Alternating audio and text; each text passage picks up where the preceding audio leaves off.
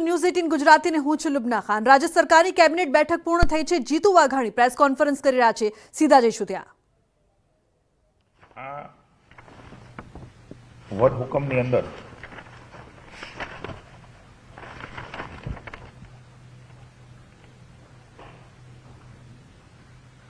એક 10/2022 પહેલા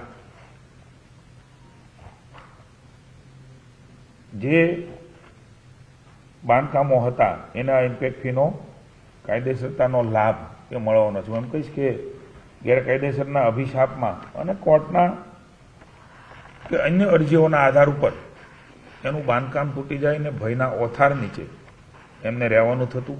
આપ જાણો છો એ પ્રકારે બીયુ પરમિશનથી માંડીને અનેક મુશ્કેલીઓ પણ થતી। રાજ્યની સરકારે નક્કી કર્યું છે એમાં અરજી કરવાની તારીખ સાથે તમામ વિગતો એ હું આપને આપી રહ્યો છું। તમામ મહાનગરપાલિકા, શહેરી વિકાસ સત્તામંડળ અને નગરપાલિકાઓમાં આ લાગુ પડશે। રેરાનો કાયદો એ કેન્દ્ર સરકારનો છે, આપ સૌ પણ જાણો છો। એનો એક્ટ પણ જુદો છે, એટલે એમને એમાં થયેલી કંઈ બાબત હોય તો એમાં આ વટહુકમ કે કાયદો લાગુ પડશે નહીં। માર્જિન, બિલ્ટઅપ, મકાનની ઊંચાઈ, ઉપયોગમાં ફેરફાર, કવર્ડ પ્રોજેક્શન, પાર્કિંગ ફક્ત 50% માટે ફી લઈને નિયમબદ્ધ થશે। એટલે 50% પાર્કિંગ એ ફરજિયાત એમાં રહેવાનું છે। કોમન પ્લોટ હોય એમાં 50% કવરેજની મર્યાદાને આધીન અને માત્ર મળવાપાત્ર ઉપયોગ હોય, સેનેટરી સુવિધા વગેરે, એમને એનો લાભ મળવાનો છે। અલગ અલગ પ્રકારે શું નિયમબદ્ધ થઈ શકશે એની વિગતવાર માહિતી હું આપને આપું છું। એમાં આપનો સમય વધારે લેતો નથી, પણ મહત્વની જે જોગવાઈઓ છે એ આપની જાણકારી માટે મૂકું છું। પાર્કિંગ માટે આપવાની થતી નિયમબદ્ધતા, નિયત પાર્કિંગની જોગવાઈ પૈકી 50% પાર્કિંગ માલિક કબજેદાર જે તે સ્થળે પ્રથમ પૂરી પાડવાની રહેશે। જો સ્થળે શક્ય ન હોય ત્યારે નિર્દિષ્ટ સત્તામંડળ આવી સુવિધા 500 મીટરની ત્રિજ્યામાં 3 માસમાં પૂરી પાડવા માટેનું જણાવશે। બાકીના 50% ખૂટતું પાર્કિંગ માટે ફી લઈને બાંધકામ નિયમિત કરવામાં આવશે। આંતરમાળખાકીય સવલત માટે રાજ્ય સરકારનો કોઈ ઈરાદો એવો નથી કે આમાંથી પૈસા એકત્રિત કરીને રાજ્યની અન્ય કોઈ સેવાના કાર્યમાં રાખવા। રાજ્ય સરકારે એક નિર્ણય લીધો છે। આંતરમાળખાકીય સવલત વિકાસ ભંડોળ જે તે શહેર, જે તે નગર માટે એ જેટલી પણ ઇમ્પેક્ટ ફીની રકમ આવી હશે એ ત્યાં રહેશે। માળખાકીય સવલતો સુસજ્જ કરવા, ફાયર સેફ્ટીની સવલતો ઊભી કરવી, પાર્કિંગની જોગવાઈ કરવા, પર્યાવરણ સુધારણા માટે સ્પેસિફિક જોગવાઈઓ પણ એમાં કરવામાં આવી છે। એના માટેની આ રકમ રાખવામાં આવી છે, જે લોકલ બોડીને જ આપવામાં આવશે। બીયુ પરમિશન વટહુકમ હેઠળ અનધિકૃત વિકાસ અથવા તેના ભાગમાં નિયમિતીકરણથી જે તે મકાન બિલ્ડિંગ માટે GDCR કે અન્ય સંબંધિત કાયદા હેઠળ આપવામાં આવતી પરવાનગી એટલે BUP એને ગણી લેવામાં આવશે। આ એક મહત્વની જોગવાઈ કરવામાં આવી છે। અમલવારી 1/10/22 પહેલા થયેલ, મેં કહ્યું એમ, એટલે કે 30 સપ્ટેમ્બર પહેલા જે બાંધકામો એનો સર્વે પણ થયો છે, એના આધાર ઉપર આ વટહુકમ બહાર પાડવામાં આવ્યો છે। ઘણી વખત આવી બાબતોની અંદર અનેક વચેટિયાઓ એ પોતાનો આર્થિક હિત સાધવા માટે કે હું તમારું કરાવી દઉં એના માટે થઈને આવતા હોય છે। આદરણીય ભૂપેન્દ્રભાઈ અને વિનુભાઈ મોરડિયાએ નક્કી કર્યું છે કે અરજી કરવાની, ફી ભરવાની, મંજૂરી નામંજૂરીની તમામ હુકમ પ્રક્રિયા નગર પોર્ટલ પરથી ઓનલાઈન આવતીકાલથી જ કરી શકશે। ઓનલાઈન ફી પણ ભરી શકશે। એટલે પારદર્શકતા જળવાઈ રહે એ માટે થઈને એક મહત્વનો નિર્ણય એ કર્યો છે ને આ પોર્ટલ 24 કલાક ઓનલાઈન રહેશે એટલે સમય બચશે, ઘર બેઠા એ આ માટેની અરજી એ પણ કરી શકવાના છે. અપ ટુ 50 સ્ક્વેર મીટર 3000 રૂપિયા ઇમ્પેક્ટ ફી નક્કી કરવામાં આવી છે. 50 સ્ક્વેર મીટર ને અપ ટુ 100 મીટર 3000 રૂપિયા વત્તા એડિશનલ રૂપિયા 3000 એ પ્રકારની જોગવાઈ રાખવામાં આવી છે. 100 square metre up to 200 square metre 6000 વત્તા 6000 એડિશનલ એ પ્રકારે ની જોગવાઈ આમાં રાખવામાં આવી છે. 200 સ્ક્વેર મીટર અને અપ ટુ 300 સ્ક્વેર મીટર એના માટે 12000 પ્લસ એડિશનલ 6000 એટલે 12 ને 6 18,000 રૂપિયા એ પ્રકારે એમને ચૂકવવાના રહેશે. 300 સ્ક્વેર મીટરથી ઉપર હોય એમાં 18,000 પ્લસ એડિશનલ 150 પર એવરી સ્ક્વેર મીટર એ રાખવામાં આવી છે. આ રહેણાંકી માટેની છે. એવી જ રીતે બિન રહેણાંકી એટલે કે કોમર્શિયલ જે આ પ્રકારની મિલકતો હશે એમાં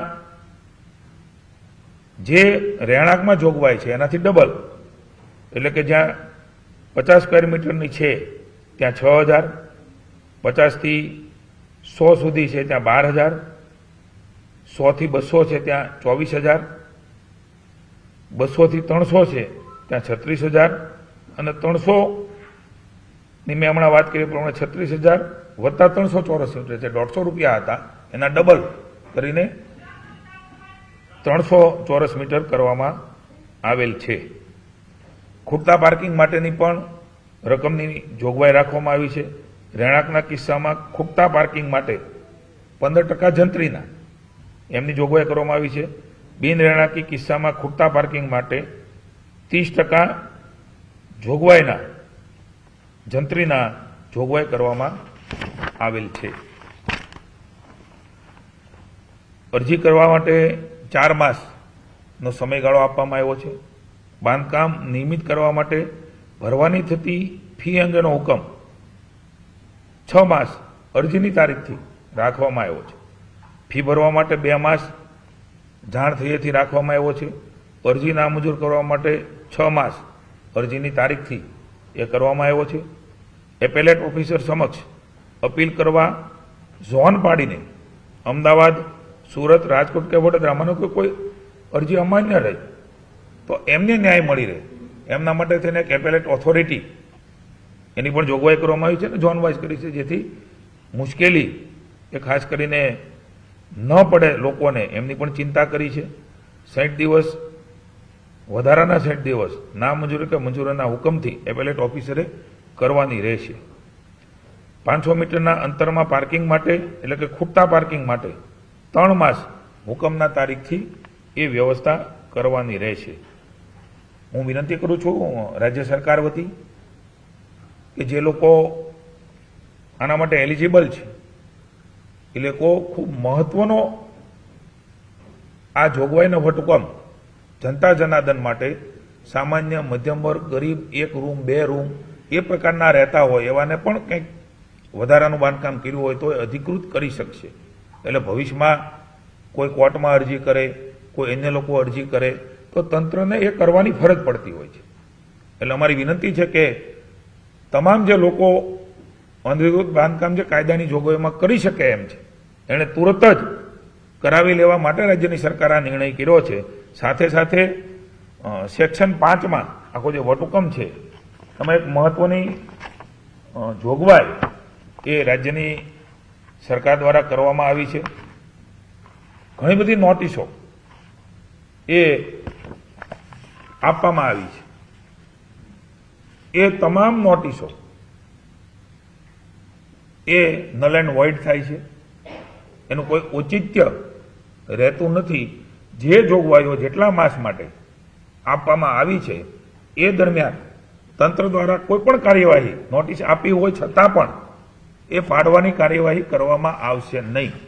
એ ખૂબ મહત્વની જોગવાઈઓ અલગ અલગ પ્રકારે તમામ પ્રકારની ચિંતા કરીને રાજ્યની સરકારે કરી છે, ત્યારે મારી સૌને વિનંતી છે, રાજ્યની જનતાને, કે આપણા માટે રાજ્યની સરકાર કામ કરી રહી છે, જનતા જનાર્દનના આશીર્વાદ અમને સાંપડી રહ્યા છે, ત્યારે પુનઃ એકવાર આ પ્રકારે ઇમ્પેક્ટ ફીનો મહત્વનો કહી શકાય એવો નિર્ણય ભૂપેન્દ્રભાઈ પટેલે લીધો છે, ત્યારે જે લોકો આમાં લાભ લઈ શકે છે એમણે તુરત જ અરજીઓ કરીને એમની પોતાની મિલકત એ કાયદેસરતા કરીને ભયમુક્ત રીતે પોતે એ ગેરકાયદેસર રહેતા હોય છે અને ભય હોય છે, ડર હોય છે, એમાંથી નીકળી શકે એ પ્રકારની વ્યવસ્થા કરી છે. ત્યારે પુનઃ એકવાર આપ સૌના માધ્યમથી માની ભૂપેન્દ્રભાઈ પટેલ વતી, શહેરી વિકાસ મંત્રી ભાઈ શ્રી વિનુભાઈ અને સમગ્ર સરકાર વતી, ભારતીય જનતા પાર્ટી વતી હું વિનંતી કરું છું કે આનો લાભ એ પૂર્ણ 100% લોકો લે એવી રાજ્ય સરકારની ઈચ્છા છે. મને વડાપ્રધાન શ્રી આપ સૌ જાણો છો આવતીકાલથી 2 દિવસની મુલાકાતે ગુજરાત રાજ્યમાં આવી રહ્યા છે. ગુજરાતની સરકાર દ્વારા અનેકવિધ કાર્યક્રમો, કેન્દ્ર સરકાર દ્વારા અનેક કાર્યક્રમો એ માની વડાપ્રધાન શ્રી એમાં વિશેષ ઉપસ્થિત રહેવાના છે.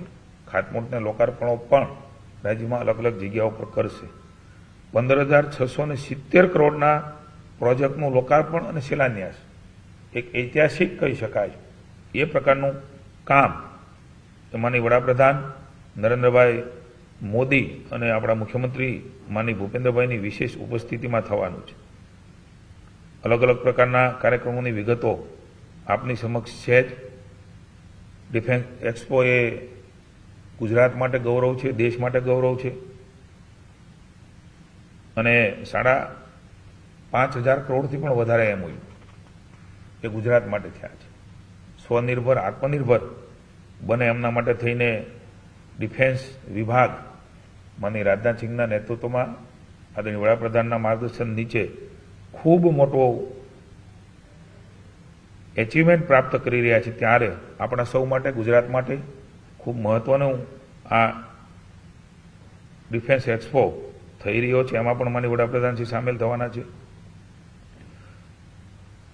મિશન સ્કૂલ ઓફ એક્સેલન્સ એનું પણ લોકાર્પણ, એનું પણ લોન્ચિંગ એ પણ માની વડાપ્રધાનશ્રી આવતીકાલે જ કરશે. સાથે સાથે જૂનાગઢ અને રાજકોટ અલગ અલગ પ્રકારના પ્રોજેક્ટોનું, અલગ અલગ પ્રકારની સભા, રોડ શો વગેરેનું આયોજન થયું છે. 20મીએ મિશન લાઈફનું લોકાર્પણ કેવડિયા ખાતે માનનીય વડાપ્રધાનશ્રી કરવાના છે, કોન્ફરન્સમાં ભાગ લેવાના છે. સાથે સાથે વ્યારા ખાતે પણ એક સભાને સંબોધીને શિલાન્યાસ અને ખાતમુહૂર્ત પણ માનનીય વડાપ્રધાનશ્રીના વરદ હસ્તે થવાનું છે. ખાસ કરીને વડાપ્રધાન મિસિંગ લિંકના નિર્માણ સાથે કોસ્ટલ હાઈવેની સુધારણા માટે શિલાન્યાસ જે થવાનો છે, પ્રથમ તબક્કામાં 13 જિલ્લાઓમાં 270 કિલોમીટરથી વધુ હાઈવેને આવરી લેતો એક મહત્વનું પ્રોજેક્ટ એ પણ માનનીય વડાપ્રધાનશ્રીના હસ્તે શિલાન્યાસ એ થવાનો છે. ગુજરાત માટે ગૌરવની બાબત છે. આ વખતેનો ડિફેન્સ એક્સપો 2022 જેનું ઉદ્ઘાટન થવાનું છે, પ્રથમ વખત સમગ્ર દેશમાં એક્સપો માત્ર ભારતીય કંપનીઓ માટે આયોજિત સંરક્ષણનું પ્રદર્શનનું સાક્ષી બનવાનું છે. વડાપ્રધાનશ્રી આવવાના હોવાથી સમગ્ર રાજ્ય